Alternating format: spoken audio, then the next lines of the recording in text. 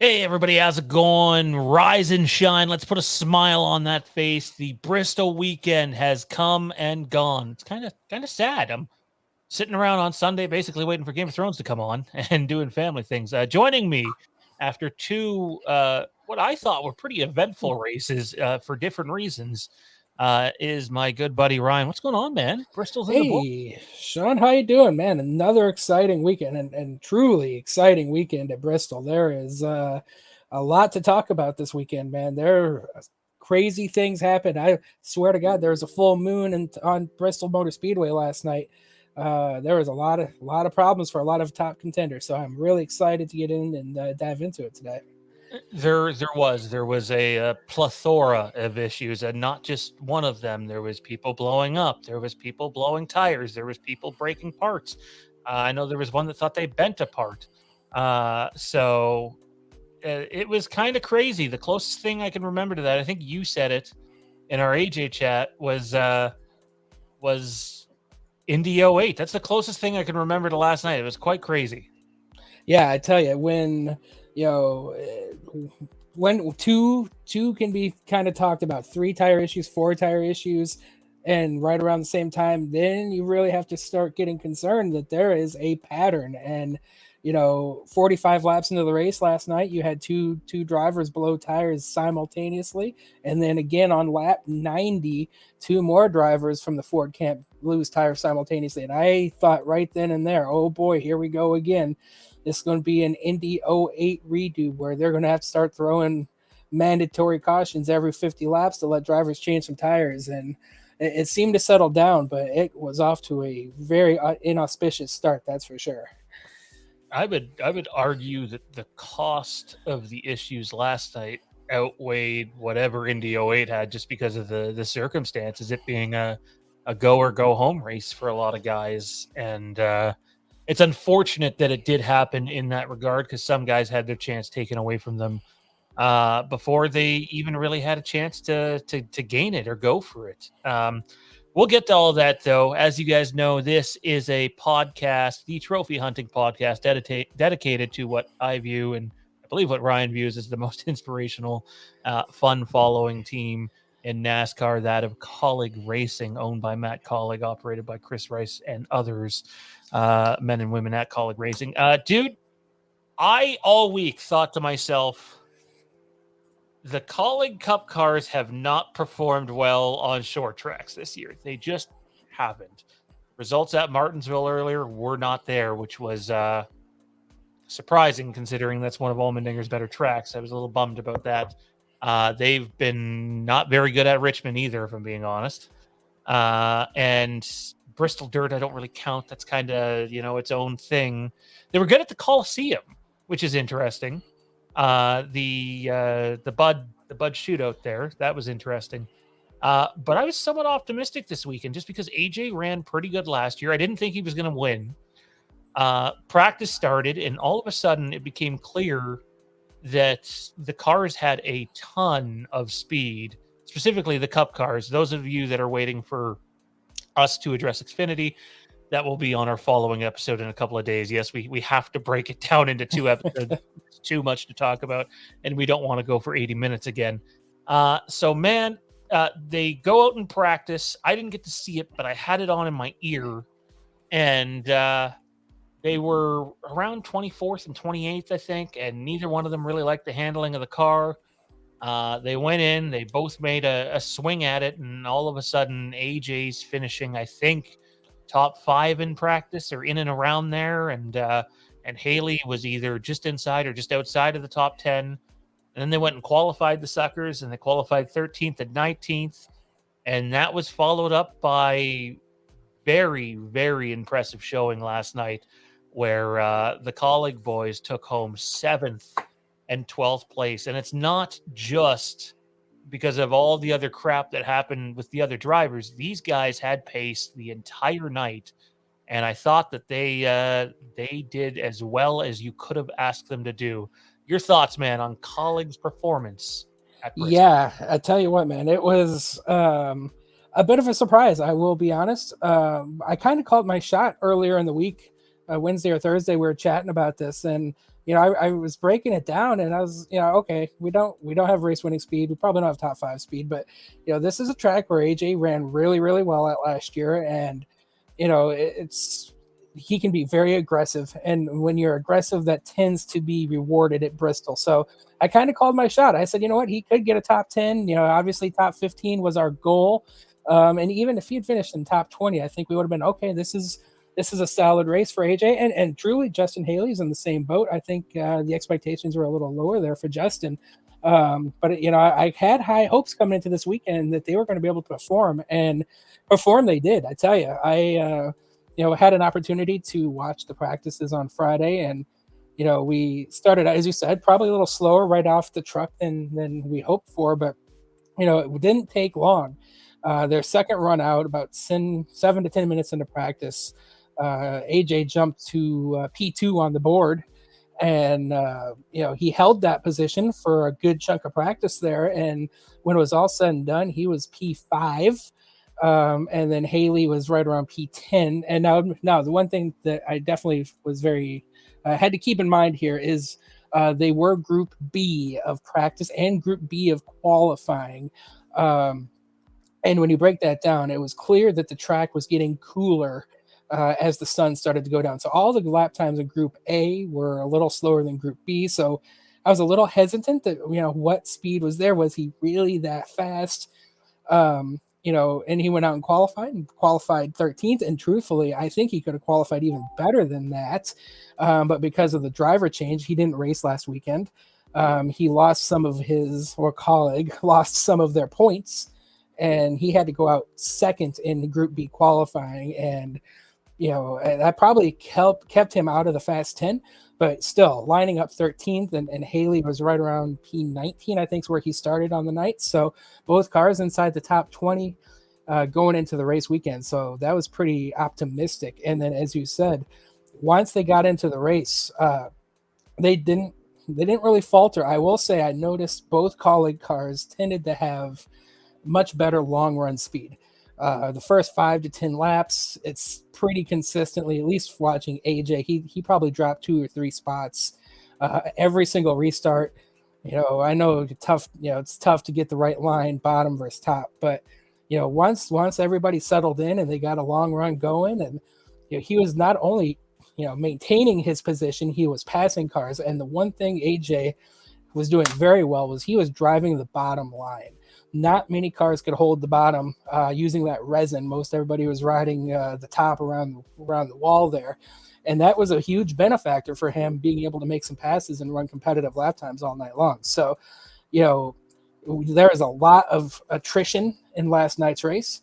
But when you look at the cars that DNF'd, most of them were behind AJ, and a good chunk of them were behind Justin most of the evening. So, we really look at our list here: Martin Truex, Ty Gibbs, Ricky Stenhouse, Alex Bowman, Austin Dillon, Bubba Wallace, Eric Joel. I mean, truly, all those guys had problems, but they were all behind AJ and Justin throughout the evening before their problems really took them out of the race. So, that was a well-earned 7th place finish for AJ Allmendinger, and Justin Haley being P12 was a very solid night for him as well.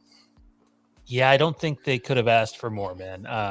maybe a late caution. I thought about this. I'm like, hey, a caution comes out late. Who knows what happens? But then I thought, he has lost a couple of spots on basically every restart. So I was like, well, 7th is better than 9th or 10th or 11th. And I think there was only 12 cars on the lead lap at that point. So I think I had said earlier or on our last show that the first goal needs to be you need to stay on the lead lap no matter what. And I thought that Allmendinger's crew made a bit of a bad call early on. Now, one of our friends, Nick, in the chat pointed out that he liked that they did two different calls. Haley got the stay out for track position, and Allmendinger kind of had to work his way up through some of it and then was able to take advantage of other cars pitting. But AJ himself made perfectly clear he was not happy with the call either because they had a slow pit stop that one time as well. So the one time they had a slow pit stop was the time AJ really didn't want to pit. Any of you that are familiar with how AJ is on the radio, that's kind of just a recipe for disaster. Outside of that, though, like if they're not able to change much for Bristol next year, you do got to emphasize track position at all costs. Yeah. Even I thought Noah Gragson the night before, much different car, but there was enough proof to go off of that, I thought, to, hey, you probably need to just stay out there and fight for track position at times. Yeah, and I tell you, the one thing that you have to keep in mind, especially over a 500-lap race at Bristol, there's a lot of time, a lot of things can change over the course of the race. But, I made this observation after about 50 laps that nobody could pass. This was this new car with everybody being so close and so equal that, the top 5 were running only 2 or 3 tenths faster than the cars down in 25th. And, that level of parity, and at a track with Bristol where it is a locomotion, like you are moving in a train, and it is hard. It's hard to stop, but it's also hard to keep going. And it couldn't pass. And I saw this and I predicted this early that, the driver that ended up winning the race was going to make the right strategy call at the right time. And, we called that this ended up being more like a road course in the way they called the race. You were calling the race backwards. It wasn't so much of, when do I need tires and when do I need fuels? Like, when can I make my last pit stop and get out front? And that pit stop where AJ was flustered and he didn't like the pit call, it was that call that ended up setting up the rest of the race, and that they were 75 laps off sequence from the other group of cars that stayed out. So from there on, they predicted the timing correctly. And then over the course of the race, over the next handful of pit stops, they cycled to the front. And, in the end, and you look at it, had they gone the other way and pitted with the second group of cars at the end of the first stage, they would have been about 7 to 8 cars further back in line throughout the course of the race. So in the end, it was the right call at the right time. And if you look at our winner, Chris Buescher, he took 2 tires on his last stop, and he got that track position. He got out front, and he set sail, and he won that race. So all in all, the right call at the right time is how you won that race. And it's set up not only for the Kaulig cars, but set up for Chris Buescher as well. For sure. I think that the Kaulig team, though, just in general, needs to be a little more, trophy hunting's their motto. I would like to see them make the Chris Buescher call at times. Go out there, throw 2 tires on it, see what happens. Specifically, Haley, if Haley was in the chase, I could get, but AJ's racing part-time for now in the Cup Series. And to me, he's the guy that you go, even if he's pissed about it, you take the chance. You throw him out there on 2 tires. My devil's advocate to your point here, though, is Haley did do that other thing, and he was still right there. I mean, he finished 12th, but they used opposite strategies there and found a way to somehow make both of them work, which is kind of remarkable, and still not sure I believe it. So I'm happy with the speed. I think there's going to be people that just chalk it up to, oh, hey, that doesn't mean anything, and it was just because other cars went out and there was no tire fall off and yada, yada, yada. I think you said it best, man. I thought they went out there and they earned that finish. And I seen this picture posted from after the race last night, and I just loved it. There's something about this picture that I loved. And I think it's just like they know, like, hey, they just knocked it out of the ballpark. You could Yeah. not have, other than winning. I don't see how they could have done much to improve their night. I think that's probably. I'm going to go out on a limb here and say, while they're running 2 Cup cars on the track at once, that's probably their most successful night in Cup. Oh, without question. Without question, it was their most successful night. It would have been really awesome to have Justin Haley bring it home in the top 10. It would have been the first time that both cars would have finished in the top 10 in a single event. But you couldn't have asked for much more. And I know we're going to touch on this, here in a little bit. But not only did they have fast race cars, not only did they finish well, they did not have a single problem. And when you look down the list of every other team, at least one car within a team stable had some kind of issue last night, and Kaulig did not. So they had from A to Z as good of a night as you could have asked for that team. And they 100% maximized their position at the end. And there's reason that all three of them are smiling right there, because it was incredibly successful. And I couldn't be happier as a Kaulig fan for the direction. These are the types of races that you can build on. That famous word, the big momentum going forward. And I tell you what, there's 7 more races left this season, and I think this could carry over to really strong runs the rest of the way. I think races like last night, and AJ was quite vocal in the car at times, which when is he not? But races like last night prove that when you have a veteran like him, who is, for my money, better than he has ever been because he races smarter than he ever has before, you see all the benefits to having him in that Cup car full time. And I know there's still people that could end up being right, but in my opinion, are in denial about this. And I'm going to check back every week for the next few weeks till this announcement, man. Where are you with this announcement? Are we still on the money? Is it AJ Allmendinger going full time for Kaulig in that car? Despite I seen Xfinity put out a post yesterday that advertised AJ as racing at the Indy Roval next year and who will win, and all that can still happen, might I add. And I fully expect that he would run that race. I don't know who else it could be. Like, it's literally, you have almost no other options left. Well, and I tell you, and this, maybe, doesn't lead from one to the other, but you made a comment earlier today saying we didn't hear Chris Rice a single time on AJ's radio last night. And I have a feeling that was intentional, that, as AJ continues to progress, and I think this is a signed, sealed, and delivered situation here. As you said, my expectation is Action Industries is going to step up to the plate more so than they already have this year. They really have. I mean, on both levels. On both levels, Action Industries has invested very heavily in AJ and Kaulig, and I really think this is them taking the next step forward. They're going to probably be the primary over the course of the majority of the season next year, and AJ will run full time. It really is the perfect storm, and I think last night was an indicator from the team's perspective, and even AJ is always going to be an emotional race car driver. That's who he is. That's what makes him the good and the bad, but that's what makes AJ. And he's got to be able to handle these situations and not necessarily have the complete and total meltdowns that we saw on Saturday. And we'll touch on the Xfinity race, as you said, on our next episode, but he got into his head there, and it self-admittedly took him 60 laps to get out of it. And at the Cup level, you got to be a little bit cooler, and you got to be able to withstand a long night. And I really saw a different side of AJ last night, how methodical he was in that car. And I think that confidence and that just attention to detail is coming from the fact that he knows he's going to be in that car full-time next season.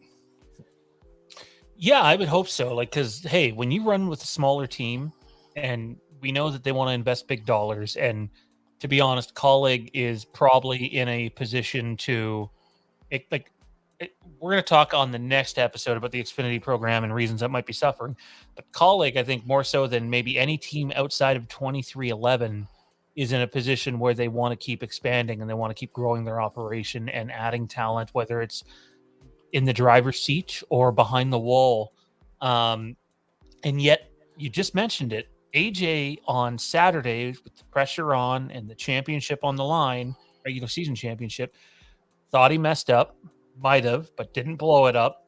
And he was a wreck for a while, like a nervous wreck. Last night, Chris Rice never came on his radio one time. I listened to it from the beginning to the end. Rice was never on there. They even lost, you could hear the spotters going back and forth, and then you could hear the crew chief. But I noticed last night after they had their bad stop and lost track position, AJ was pissed at first, not happy, and then 5 or 10 minutes passed and he's like, look, we can't do that. We got to be better. We track position's a must. We have to do better on these stops, and I have to do better out here.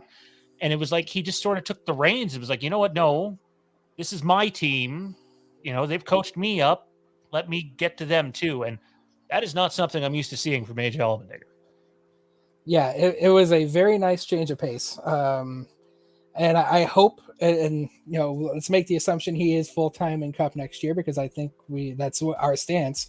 You know, the pressure, the stress of the Cup Series is what got him into the situation it did a few years ago. So let's hope that doesn't kind of resurface if he does in fact go Cup racing next year. But when you really look at Kaulig Racing, it is a totally different situation. The team, well, you got to be smart with your funding. You have to be able to best allocate your resources. You still have to get better, and I know that's their goal, is to get better. You know, they're not racing on the same budget JTG was racing on. They're willing to wreck race cars. They're willing to throw a little bit more caution to the wind and give themselves a better chance. Now, I agree with you. I wish they would have taken 2 tires or even no tires, because I personally think a no tire call on the last pit stop probably wins you a race. And I think they could have at least given themselves a chance if they tried. I would still like to see more aggressiveness on that side of things, but this is not a situation where, you know, they're on a purse string budget, you know, just trying to get to the track every single week. You know, there's a confidence in the organization that they are going to be there and they are there to win. And that I really do think will translate well for AJ going forward.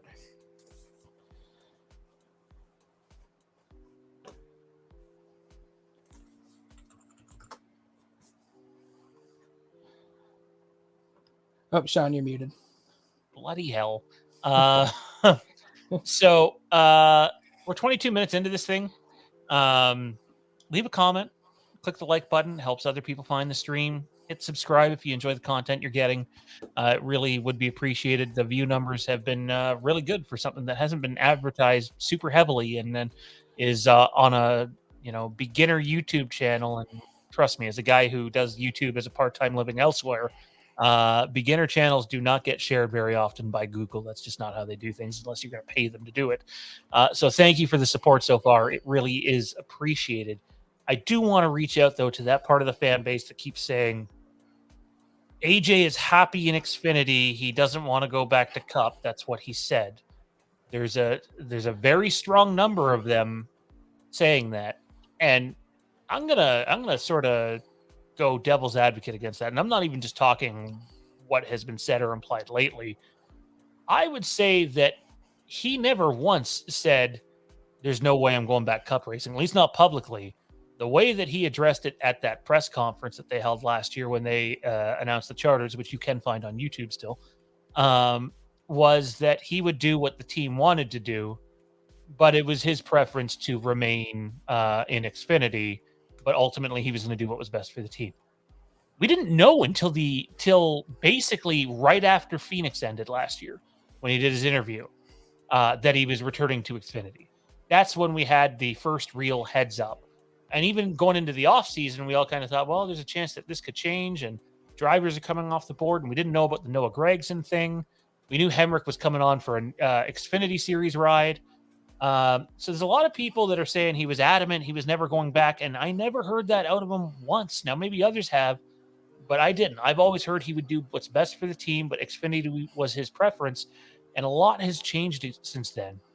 I just want to remind people that our guy, who you could literally see balding from the stress that he was going through at JTG, who was miserable, he was not happy, he had every reason to not be happy at the end there. He's gone from that to, we were talking about it in our chat, man. A career resurgence that I don't think we've witnessed in the modern era. I don't recall a guy taking a couple of years off and then coming back and being one of the best drivers in Xfinity. He's won a whole bunch of races. He's won a cup race. He's building this team. And that comes off an investment that Kaulig made in him. Well, now Kaulig has gone cup racing. The team, look, you can have all the money in the world. And with all due respect to Ryan, if Shawn and Ryan are driving your cup cars with no cup experience other than iRacing, it's probably not going to go too well. This is AJ's chance to reinvest back in the team. Kaulig is team first. That's the way I view it. And hey, if he gets out there, I can't see it only being a 1-year deal. I really don't think it would be that. I think they want some security. But even if he does try it on a 1-year deal, if he's absolutely miserable and it's making the team miserable and you're not seeing gains, then yeah, go a different direction. But if you don't take this chance, in my opinion, you are not putting the team first because it is what's best for the team. You missed out on Kyle Busch. Show me the next best available guy as it stands today who could come in there. Tyler Reddick, perhaps, but this announcement was prepared before they knew what was going on with that. Yeah. And Tyler Reddick is truthfully a pipe dream. I mean, there might be some backdoor deals that might open up a chance for Tyler Reddick. But when you, as you said, when you look at who's available and who can fill into that car and be competitive, there is no one on the market that's going to give you the possibility to go win races like AJ Allmendinger. And you know what? Their career resurgence is something, you know, obviously I got the blinders on. I'm a AJ Allmendinger fan, you know, so from my perspective, it's going to be different than from the outsider's perspective. But as somebody that spends entirely too much time on social media, I have seen many individuals who are fans of the sport, but not fans of AJ say the same thing. AJ Allmendinger is an elite racing talent. And Matt Kaulig, whether he realized it or not at the time, when he hired AJ to run 5 races to improve his program, they did. That was more than just an improvement. It was almost a resurgence for them. I know they weren't in the sport long at that point, but they were able to take the next step because of AJ Allmendinger. And I think it is, time for AJ to probably return that favor and do what's best for the team and go cup racing.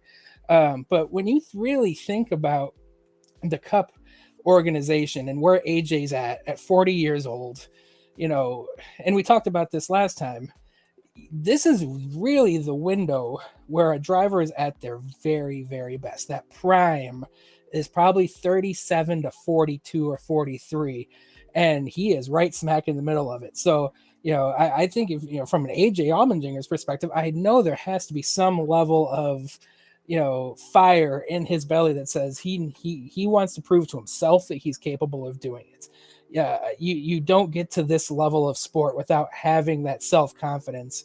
And I truly think that, there is something inside of him that says, if I don't take the jump, I'm going to regret it. And I think there's something to that to be said that, there's a lot of what ifs in anybody's life, but this is a chance for him to show himself, show the sport, show his team that he can take a program and elevate it to the next level. And I really think that's where he's at, and that's what's going to happen. I also think, I know there's some people out there saying, well, maybe there's a chance for him to go race for another team. I don't believe for a second he would even consider it unless it was, for whatever reason. Hendrick Motorsports has a car open and they decide to offer AJ something like that. Then he might present it to Matt Kaulig. But even then, I doubt it. I think he's just happy where he is, what he has helped build to this point, because it's it's partly his, as you just pointed out. He is the primary reason, alongside the various men and women of Kaulig Racing, that has elevated this team. And yeah, the Xfinity program has fallen off this year, and we'll talk about that next episode.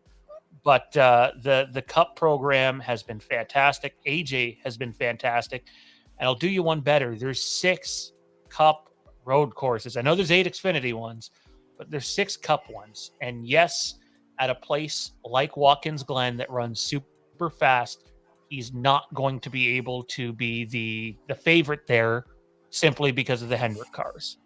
But when you get to more technical places, specifically the Indy Roval, specifically Chicago Street Course. Coda, pardon me, the Chicago Street Course, which if it's anything close to the virtual thing, I know that's not official. It's super tight. Yeah. There's nobody better to have in that car. And even on those tracks with pace, there's almost never anybody quicker during through the technical parts of the racetrack than AJ Allmendinger, even in a Kaulig car. It's what kind of worries me about the Roval with the Cup car is as good as he's going to be in that infield, coming off and going on the backstretch there, he's at a disadvantage. The other cars are going to create more horsepower than him there, but he's going to be able to make up for it in the middle. There's too golden of an opportunity for this to happen. And if it doesn't happen, I would be disappointed, because other than Tyler Reddick stepping into this ride, which I honestly don't see how that's possible, for various reasons, I would be I'd be a little gutted if this doesn't happen at this point, man. And for those that are worried that, he's not going to be winning races, he gets to handpick 5 road courses that he wants to run at out of the 7 that they're running in Xfinity, although some of them there might be schedule conflicts, so he might be stuck to a specific 5. But you mean to tell me Allmendinger's not going to win on one of those 5 road courses? It's possible, but it's sure as hell not likely. Yeah, 100%. And yeah, I could see some issues. Yeah, like Portland, for example. That was a big ass, but he did it this season. He went, I'm sorry, I forgot where the corresponding Cup race was, but he went for, I think it was St. Louis worldwide, Portland to St. Louis, and he did that weekend. So it's not out of the realm that he can't do it. But if he's running Cup full time, stuff like that, yeah, so that could be tricky. But yeah, he's going to handpick 5 races. He's going to go out there and probably win at least 2 of them. So he's still going to be able to get his wins. And Cup racing's hard. I really do think you probably have to look at the road courses as his only legitimate shots at winning at the Cup. But as you saw last night, if he can be consistently top 10 and maybe even a squeeze in a top 5 here and there, opportunities to win on ovals will eventually present themselves. It's certainly not my expectation, but but when you look at this season, 19 winners in the Cup Series, guys. 19 different guys have won a race. So, when you have the talents, all you need is to hit the setup once and you've got yourself a real shot to win the race. So it is certainly not out of the realm. You just mentioned St. Louis. He only got a top 10 there, but they were running top 5 speeds, at times top 3 speeds. So circle that one on the date next year for sure, or on the calendar next year. But tracks I feel for him when it comes to Bristol dirt if he's doing the schedule, because I don't think that's going to be pretty. But the Bristol night race, Martinsville, if they can connect on a setup, which they really need to do on the Cup level. Even super speedways, he's faster than Snot on super speedway. So he doesn't like them, but he's good there. So. ECR brings a piece, if they're staying with their support, they do bring a piece to those super speedways. So there are plenty of chances for him to win, but I'll go one better. The odds of 19 guys winning a race again next season is slim to none, in my opinion, even with the parity. I think you're looking for 13, 14 maybe. I do think he's good enough between all the road courses and the way he protects equipment now that if there's a spot or 2 to get in on points, he absolutely could do that. 100%. I mean, when you look at obviously this year was very disjointed with so many winners, and I even think 14 is a lot. I don't think we're going to see 14 either, to be perfectly honest. I think 10 to 12 is probably the consistent number, so that opens up potentially 4 to 6 spots on points. And when you look at the teams that were fighting for points, you're talking, a Bubba Wallace, and you're talking, Austin Dillon, Austin Cindric. I know Austin Cindric won at Daytona, but if you look at their points position, those are cars I think on a consistent basis AJ is capable of beating. So when you're looking at that point standings of 15th to 20th, I really do think it is a legitimate possibility that AJ can finish on merit top 15 in points. And if you finish top 15 in points, you really should be in the playoffs. Yeah, no, I totally agree. 100%. Quick note on AJ here before we move on to the last 10 minutes dealing with whatever the hell happened last night. Sponsorship wise, you mentioned how they might be backed by Action Industries. This would seem to indicate if this is all leading that way, they're definitely Action Industry colors. We live in a day and age where sponsors don't come in and slap, 24 to 26 race sponsorship deals on the table, let alone 30 or 36.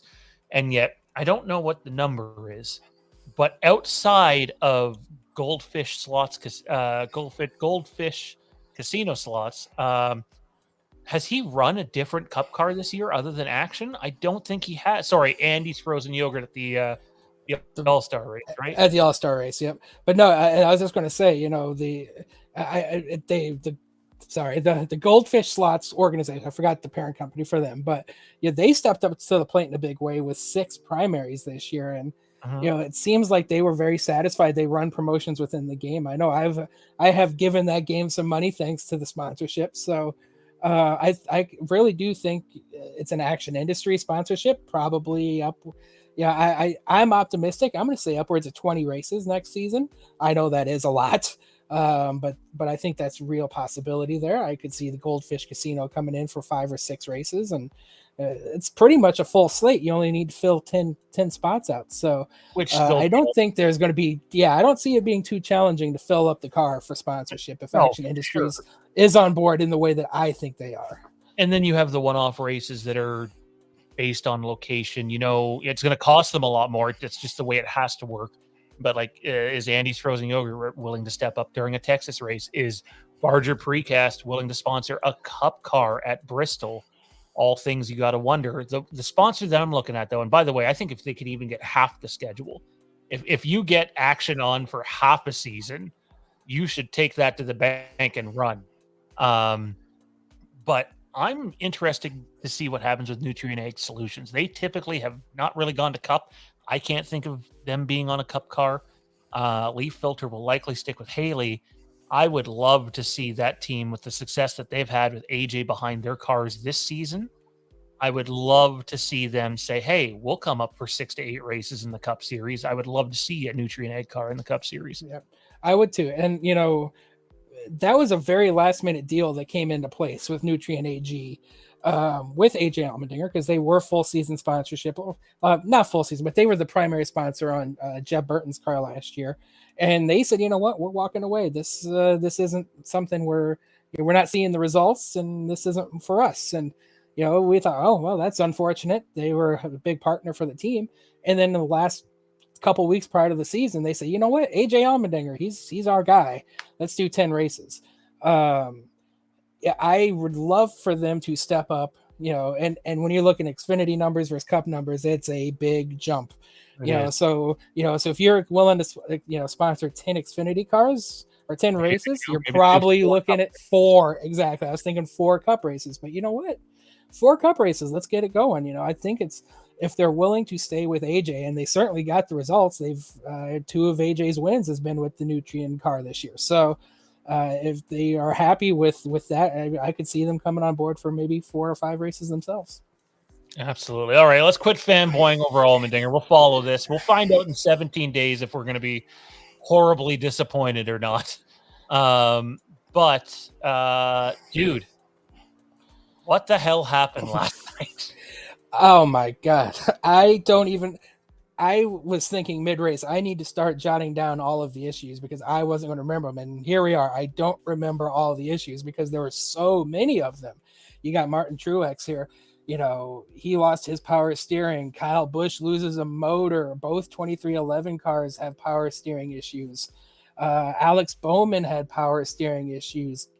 Chase Briscoe came out this morning and said he lost power steering on lap 60, and he went 440 laps without power steering. How he was able to even bring that thing home in 14th is mind blowing to me. So, and then of course all the right front issues. Brad Keselowski leading the race with 60 to go, and he loses a right front. It's absolutely craziness. We couldn't keep up with all of the issues that ended up affecting, according to the TV broadcast, 12 of the 16 playoff drivers. So it was a full moon of the highest level at Bristol Motor Speedway last night. It was something. I feel bad for the guys that were affected by it. We don't have a ton of time to spend too much time on the crap that happened, other than, tires were happening. There was power steering issues. Ryan Blaney seemed like the whole back end of his car was gone. It was just a mass amount of issues that creeped up into last night. A lot of people are now, sort of ragging on the car, and that's been a focus the last few weeks. I personally think the car has put on some of the most entertaining racing than we've seen in a very long time, but that doesn't mean that there's misses at places. The first one being the safety issues. They have to solve them. That's got to be priority number one.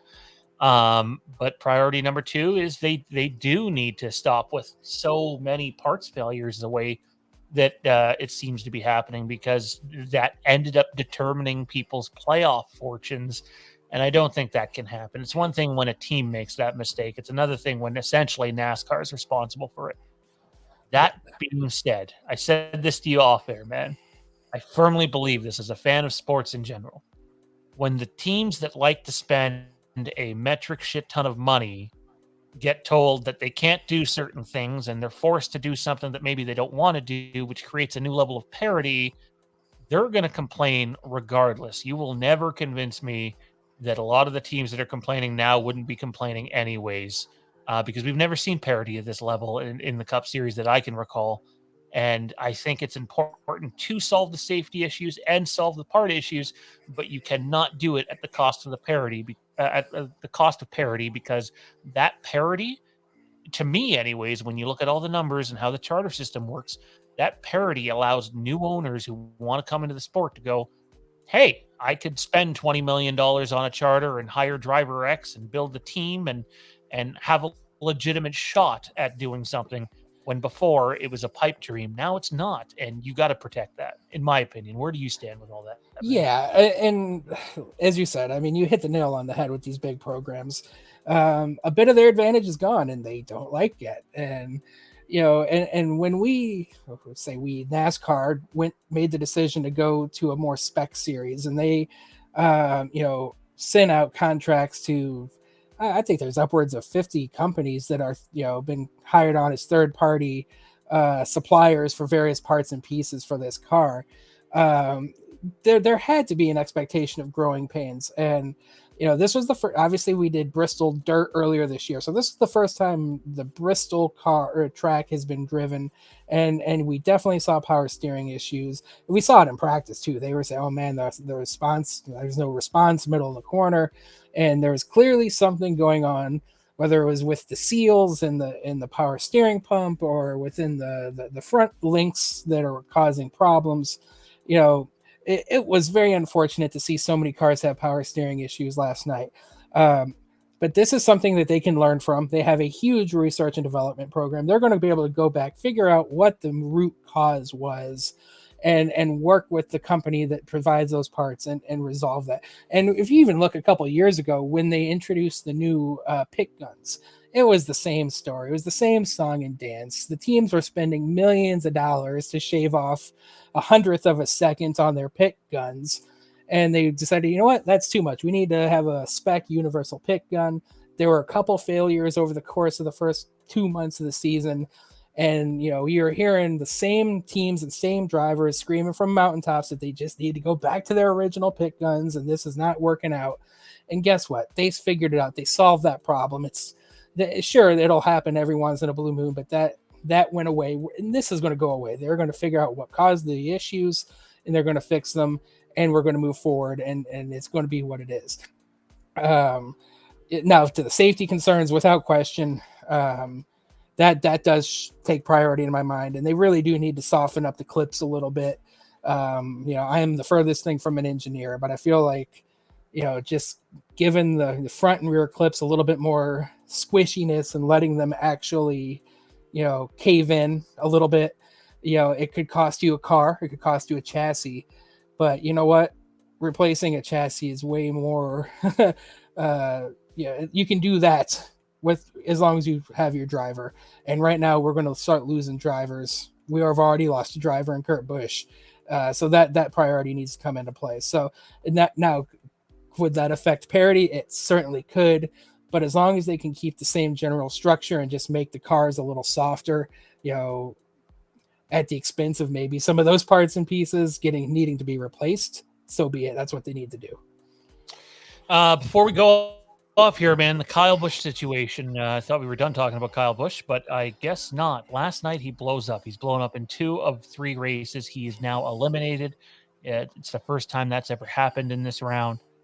But we watched 2 2311 cars get back out on that track. And one of them I kind of understood the reasoning behind, and the other one I'm not sure I'm buying the reason that was given personally. And it did kind of seem like a shot at Kyle Busch, and I seen a lot of people on social media speculating on that. And then out of nowhere, for no reason in particular, Ty Gibbs went and retired his car after they had fixed his car. And I can't help but wonder if Toyota was kind of like, get the hell off the track, Yeah. It took the wonders of social media. I mean, once everybody kind of caught wind of what was happening, that tidal wave got bigger and bigger, and then it made the broadcast, and everybody on the broadcast was like, "What are we doing? Why are these cars coming back out on the track? You have a driver that's 2 points or 3 points or 4 points to the good at that specific moment in time, and you're going to seriously have 2 Toyota teammates come out there and pass him." And then all of a sudden, as you said, magically Ty Gibbs pulls off the track. So I do think the pressure got to the point where Toyota's probably stepped in and told Ty to retire that car. And I saw tweets from Ty Norris today why the 45 car got back out there. They're assuming that they're going to be eliminated from the playoffs. Maybe this round, maybe the round 8, hard to say. But once that happens, all the drivers pool back up, and then it's a battle for 5th to 16th in points, and those handful of points, could help that 45 car finish slightly higher in the owner's point standings. But I tell you what, when you look at what is more important to the brand, Kyle Busch advancing to the round of 12, or the 45 car maybe finishing 10th in the playoff points instead of 11th, to me, it was a no-brainer. I think they clearly made the wrong decision. Kyle Busch should have been their priority, even with him leaving the organization. It certainly felt like there was some tomfoolery within that camp. We all love to speculate, and it's certainly fun to talk about. But they didn't help themselves one iota. I mean, they really should have given Kyle Busch a better opportunity to advance in the playoffs, because Kyle Busch making a deep run would have benefited Toyota much, much more than whatever the 45 ends up doing this year. I couldn't have said it better myself. I do think, though, that's going to do it for our Cup coverage on Bristol weekend. Texas is up next, followed by, help me out here. What's Texas and Talladega.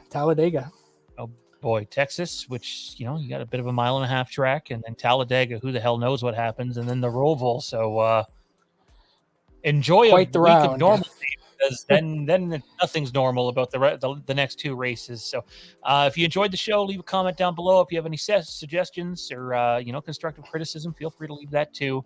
What did you think of Kaulig's performance this weekend?